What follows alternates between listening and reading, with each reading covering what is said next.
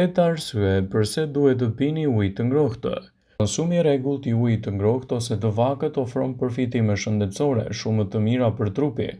Në këtë video do të listojmë arsyet pse duhet të pini ujë të ngrohtë. Uji i ngrohtë lehtëson dhimbjet. Konsumi i ujit të ngrohtë ju ndihmon të lehtësoni dhimbjet nga menstruacionet.